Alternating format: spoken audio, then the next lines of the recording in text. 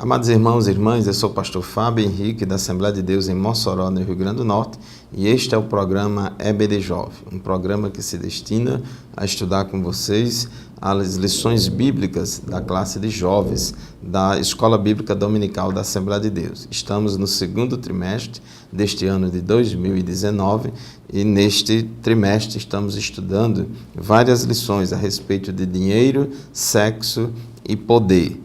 E nós vamos hoje estudar, no programa de hoje, a lição de número 5, que é a última lição desta série de lições a respeito do dinheiro, lições 2 a 5 a respeito do dinheiro. Então hoje vamos estudar uma lição que tem como título Dízimos e Ofertas como Disciplina para uma Vida Bem-Sucedida. O texto do dia da nossa lição de hoje se encontra em 2 Coríntios, capítulo 9, versículo 9, que diz assim: conforme está escrito, espalhou, deu aos pobres e a sua justiça permanece para sempre.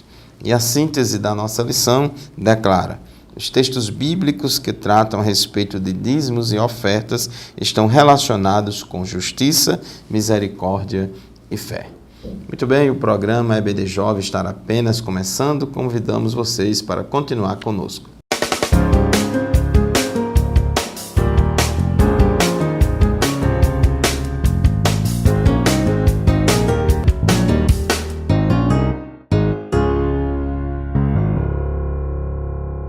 Queridos irmãos telespectadores do programa EBD Jovem, hoje vamos encerrar essas 4 lições a respeito do tema dinheiro, riquezas, bens materiais. E hoje, na lição de número 5, vamos falar e estudar a respeito de dízimos e ofertas.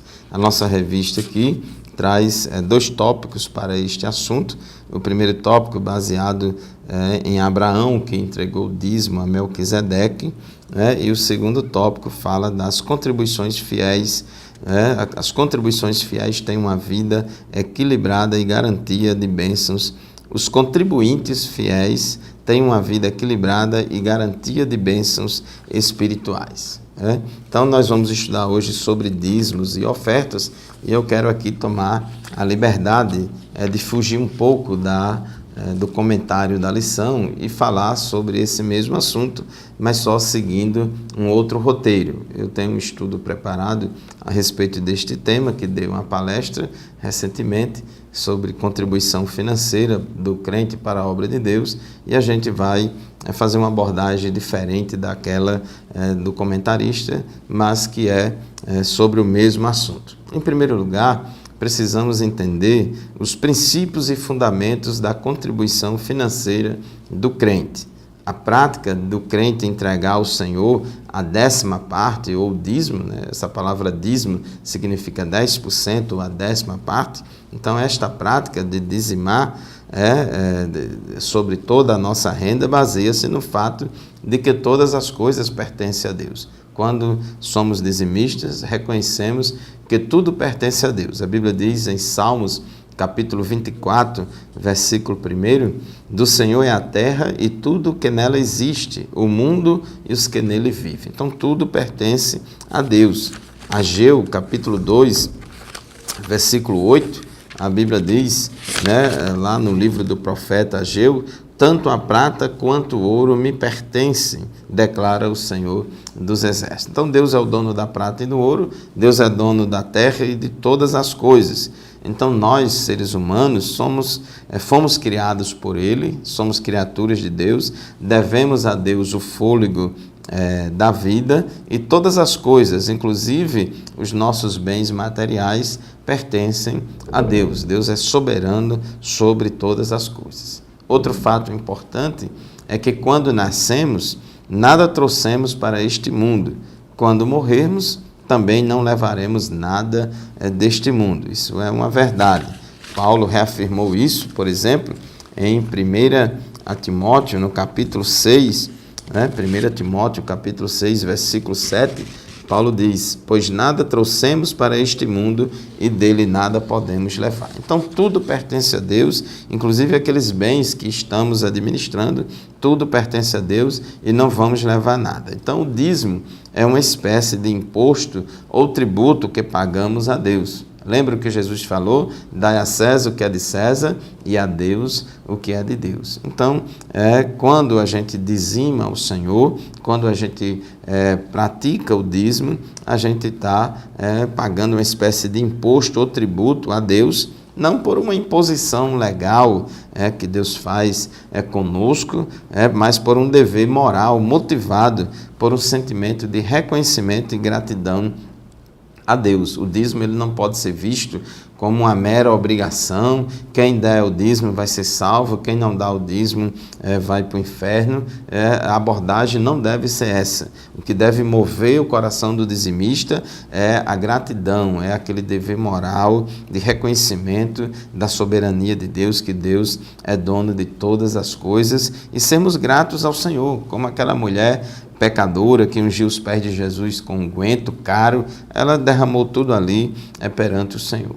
Entre os judeus, cada homem com a idade de 20 anos para cima tinha que pagar um imposto anual para a manutenção do tabernáculo, na época que ele era o templo móvel lá no deserto, e depois, quando construíram o templo, também continuou essa prática desse imposto anual para o templo. Era o imposto das 2 dracmas. Inclusive, quando Jesus estava aqui na terra, conforme Mateus 17, 24 a 27, Jesus também pagou o imposto das dracmas ou das 2 dracmas. Então, a entrega dos dízimos e ofertas é mais uma maneira que temos para honrar e servir a Deus, para honrar e servir a Deus. A Bíblia fala em Provérbios, no capítulo 3, versículo 9, honre o Senhor com todos os seus recursos e com os primeiros frutos de todas as suas plantações. Então, quando o crente oferta ao Senhor, quando o crente entrega o dízimo ao Senhor, ele está honrando a Deus, ele está honrando ao Senhor. Então, honre ao Senhor com todos os seus recursos e com os primeiros frutos de todas as suas plantações. A Bíblia diz em Lucas, capítulo 8, versículo 3, que tinham mulheres que serviam a Deus com os seus bens. Então, através dos dízimos e ofertas, também podemos servir a Deus. Então, na verdade, meu querido telespectador, minha querida telespectadora, somos mordomos de Deus. E ao dizimar, estamos apenas devolvendo a Deus parte daquilo que Ele nos deu para administrar. Então, o seu dinheiro, os seus bens materiais, na verdade, são seus, entre aspas, porque tudo pertence a Deus. Você apenas está administrando. Essa prática de entregar os dízimos e ofertas, de servir ao Senhor com dízimos e ofertas, a gente encontra na Bíblia ela sendo praticada antes da lei de Moisés, como também durante o período da lei. A prática de entregar o dízimo, de entregar a oferta, essa questão de servir a Deus entregando aquilo que temos, né? Por isso que a Bíblia diz, não se apresente diante de Deus com mãos vazias. A gente vê, por exemplo, Abel e Caim foram as primeiras pessoas a ofertarem ao Senhor. Abel ofertou ao Senhor um animal, ele era pecuarista. Caim era agricultor, ofereceu dos frutos de origem vegetal. Abraão foi o primeiro crente a ser dizimista. Então, na nossa leitura aqui da nossa lição, Gênesis capítulo 14, versículos 18 a 20, fala que Abraão deu dízimo a Melquisedeque. Ele dizimou, entregando o dízimo a Melquisedeque. Jacó seguiu o exemplo do seu avô Abraão. Jacó fez um voto a Deus. Gênesis capítulo 28, versículos 18 a 22, Jacó fez um voto ao Senhor e prometeu que se Deus abençoasse e desse vitória, ele daria o dízimo de tudo. Então a gente vê, meu querido telespectador, telespectadora, que a prática do dízimo ela já existia em atos de adoração a Deus. Antes de ser regulamentado pela lei de Moisés, os homens de Deus já serviam ao Senhor com as suas rendas, com as primícias da sua fazenda, das suas colheitas e também com os dízimos. Vamos fazer o primeiro intervalo do nosso programa. Já já a gente retorna para continuar o assunto da nossa lição. Fique conosco.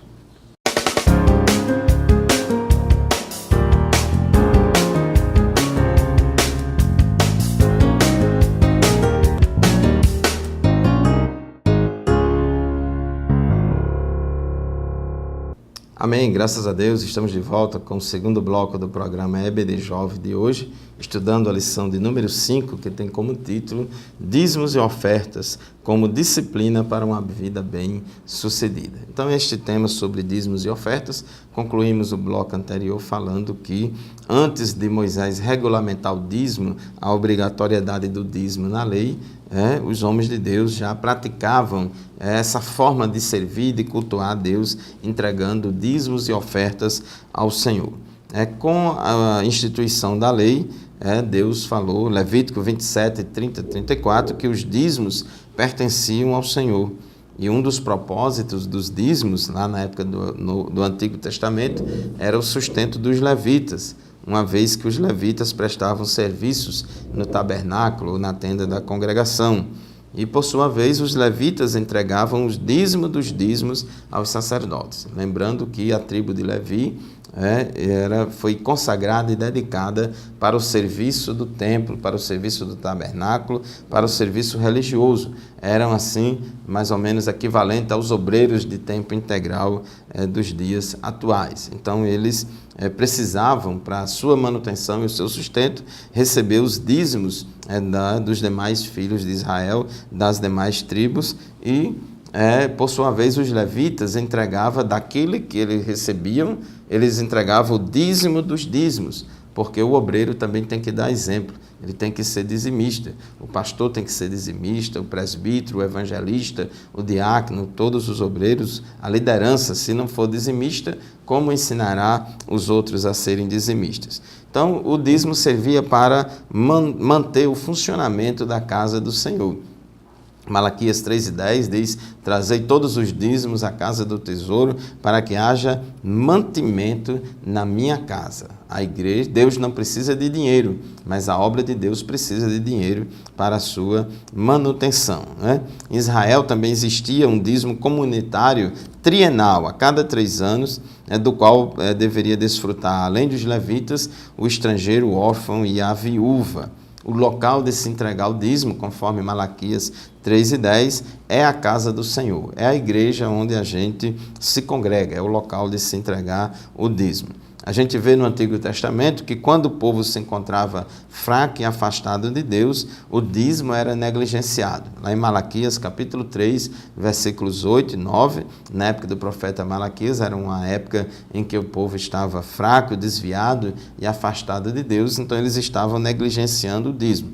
Por outro lado, na época de Neemias, capítulo 10 de Neemias, versículos 35 a 39, houve ali um grande avivamento e o povo voltou a dizimar o Senhor, a entregar os dízimos na casa do tesouro. Então, assim, como Deus pode fazer alguém enriquecer, ele também pode empobrecer alguém. 1 Samuel, capítulo 2 e versículo 7, é claro que nem todo mundo que é pobre é porque Deus quis, e nem todo mundo que é rico é porque Deus quis, não. Mas se Deus quiser intervir em alguma situação para fazer alguém prosperar economicamente, ou para fazer alguém regredir economicamente, Deus pode fazer. Não é a regra, ele não vive fazendo isso, mas pode fazer. Na época do profeta Ageu, o povo não estava contribuindo para a construção do templo e por isso Deus amaldiçoava aquele povo materialmente. Então é uma coisa aqui tremenda.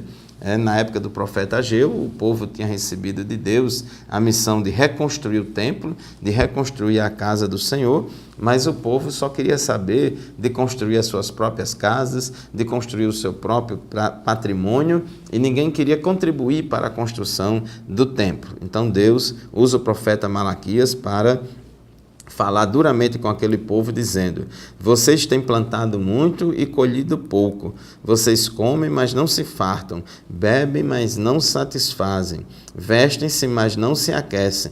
Aquele que recebe salário, recebe-o para colocá-lo numa bolsa furada. Versículos 9 a 11, continua: vocês esperam muito, mas eis que veio pouco. E o que vocês trouxeram para casa, eu dissipei com um sopro. E por que eu fiz? Pergunta o Senhor dos Exércitos: por causa do meu templo, que ainda está destruído, enquanto cada um de vocês se ocupa com a sua própria casa. Por isso, por causa de vocês, o céu reteve o orvalho e a terra deixou de dar o seu fruto. Nos campos e nos montes provoquei uma seca que atingiu o trigo, o vinho, o azeite e tudo mais que a terra produz, e também os homens e o gado. O trabalho das mãos de vocês foi prejudicado. Então o povo negligenciou nos dízimos e ofertas para a manutenção da casa do Senhor, e o povo foi amaldiçoado pelo próprio Deus, com recessão econômica, com perda de colheitas, e eles não estavam prosperando, pelo contrário, estavam regredindo materialmente. Então, a lição que a gente tira aqui de Ageu é que, assim como nós somos responsáveis pelo sustento material da nossa casa, também devemos ser responsáveis pelo sustento da casa do Senhor.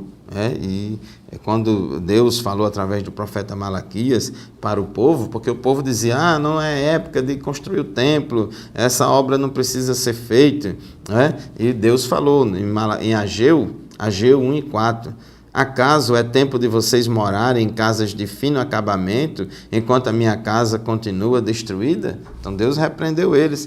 Vocês querem viver em casas estucadas, mas a minha casa está deserta. Então, esta é a responsabilidade do crente. Agora, no Novo Testamento, será que o dízimo e as ofertas também existem no Novo Testamento? Certamente. Inclusive, no ministério de Jesus, Lucas 8:3 diz que tinha mulheres que serviam a Deus com seus bens, e no ministério de Jesus tinha tesoureiro, tinha tesouraria, e tinha contribuições, na época do ministério de Jesus. Alguns utilizam o versículo de Mateus, capítulo 23, para querer dizer que Jesus era contra o dízimo.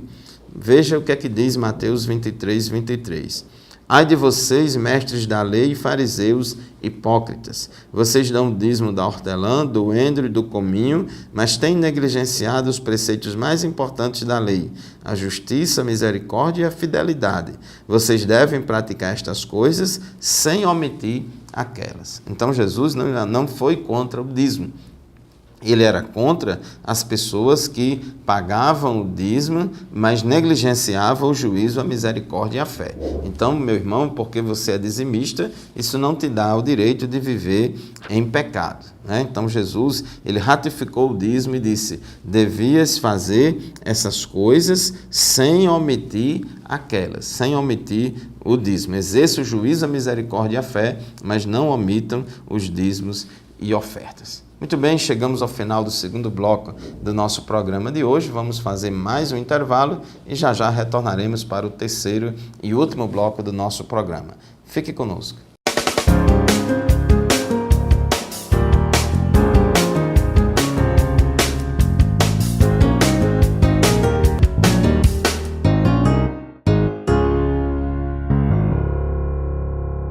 A paz do Senhor, meus irmãos, estamos de volta com o programa EBD Jovem, estudando hoje a respeito de dízimos e ofertas. No final do bloco anterior, começamos a falar aqui sobre a questão do dízimo no Novo Testamento. E a gente vê lá em Hebreus capítulo 7 a questão dos dízimos, e o dízimo é uma contribuição independentemente da renda, porque ela é proporcional à renda ou prosperidade de cada um. 1 Coríntios capítulo 16, versículo 2, fala desse princípio da proporcionalidade da contribuição financeira.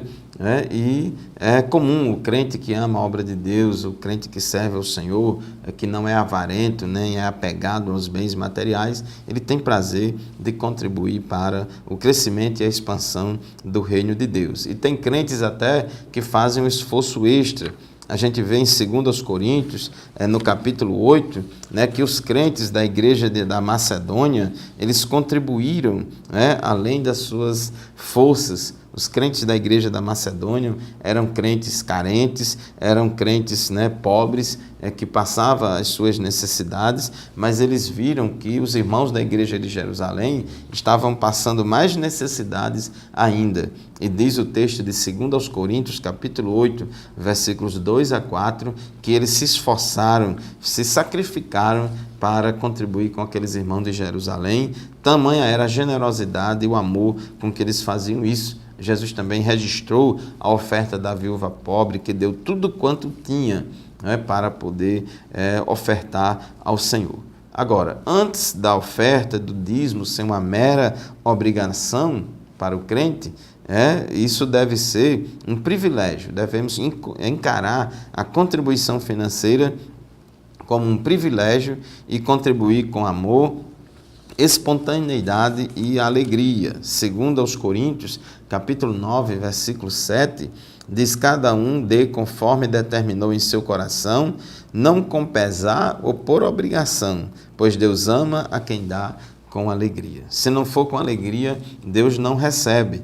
A Bíblia também diz que o obreiro é digno do seu salário, é digno do seu sustento. 1 Coríntios, capítulo 9, Paulo defende a tese de que os obreiros são dignos do seu salário e ele, na sua defesa, ele traz argumentos do Antigo Testamento para argumentar sobre a importância da contribuição através de dízimos e ofertas. Então ele faz referência ao Antigo Testamento em 1 Coríntios 9, 8 a 14, 1 Timóteo 5 e 18, e também referência à própria lógica para defender o princípio do sustento pastoral e da contribuição para os irmãos necessitados. Então, está amplamente embasada na Bíblia a questão dos dízimos e ofertas. Alguns acham que dízimo é só para o Antigo Testamento e não é para o Novo, mas estão enganados. A gente tem sólida base bíblica para defender também essa prática do dízimo para também o Novo Testamento. E aquele que contribui com dízimos e ofertas, Deus tem bênçãos, tem promessas de bênçãos para aqueles que contribuem. É bênção para a igreja, porque vai haver mantimento na casa do Senhor, e o dízimo é a forma mais inteligente que Deus criou para sustentar a sua obra. As igrejas, na sua grande maioria, a maior parte da sua renda, das suas receitas, vem através dos dízimos, porque as ofertas são em quantidades bem menores. Então, é bênção para a igreja e bênção também para o contribuinte. A igreja cujos membros contribuem com dízimos e ofertas para a manutenção do trabalho do Senhor, é uma igreja que é abençoada essa igreja, e seus membros individualmente, que são contribuintes fiéis, também são abençoados, porque Deus recompensa aquele que contribui com alegria, aquele que contribui de coração. Veja que Malaquias capítulo 3, versículo 10 diz: tragam o dízimo todo ao depósito do templo, para que haja alimento em minha casa. Ponham-me à prova, diz o Senhor dos Exércitos, e veja se não vou abrir as comportas dos céus e derramar sobre vocês tantas bênçãos que nem terão onde guardá-las. Então, há promessa de bênçãos para aqueles que contribuem, para aqueles que dizimam ao Senhor. Há muitas promessas. Segundo aos Coríntios, capítulo 9, versículos 6 a 8, Paulo disse: aquele que semeia pouco também colherá pouco, e aquele que semeia com fartura também colherá fartamente. Cada um dê conforme determinou em seu coração, não por tristeza ou por obrigação, pois Deus ama quem dá com alegria, e Deus é poderoso para fazer que lhe seja acrescentada toda a graça, para que em todas as coisas, em todo o tempo, tendo tudo o que é necessário, vocês transbordem toda boa obra. Então Deus tem promessas de bênçãos. Agora, o fato de Deus prometer bênçãos, recompensa para aqueles que são contribuintes fiéis, isso não dá o direito da gente fazer barganha com Deus. Isso não dá o direito da gente contribuir para a obra de Deus de maneira interesseira, né? Eu vou dar aqui o dízimo porque é melhor dar o dízimo ao Senhor do que dar 3 vezes mais ao devorador. Não é isso. O que deve motivar o coração do crente à contribuição é a generosidade, é o amor, é o reconhecimento da soberania de Deus, de que tudo pertence a Deus, e não o medo do devorador. Então, apesar das bênçãos prometidas àqueles que são contribuintes fiéis, podemos passar privações, podemos passar lutas, mas Deus é poderoso para nos dar vitória, para abrir portas. E Jesus disse, né? Dai e ser-vos-á dado. Boa medida, recalcada, sacudida, vos darão no seu regaço. Então, a Bíblia tem promessas promessas para aqueles que contribuem. Aqueles que contribuem para a obra de Deus, aqueles que são generosos, eles são mais vacinados contra a avareza, porque o exercício da contribuição, o exercício da generosidade motivado pelo amor é uma vacina importante para nos proteger contra a avareza, que é um pecado grave. Em 2 Coríntios 9, versículos 6 e versículo 10, fala da lei da semeadura e da colheita, também em termos de bênçãos. Então, meu querido irmão, fechando e concluindo a nossa lição de hoje, quero aqui dizer o seguinte: o homem sempre tende a fechar a mão para a obra de Deus, pensando que poderá faltar-lhe o sustento material. Por isso, em muitas passagens bíblicas, o assunto a respeito de dízimos e ofertas está associado com promessas de bênçãos e recompensas para o dizimista e o ofertante. Porém, a gente não deve, por causa disso, fazer barganha com Deus.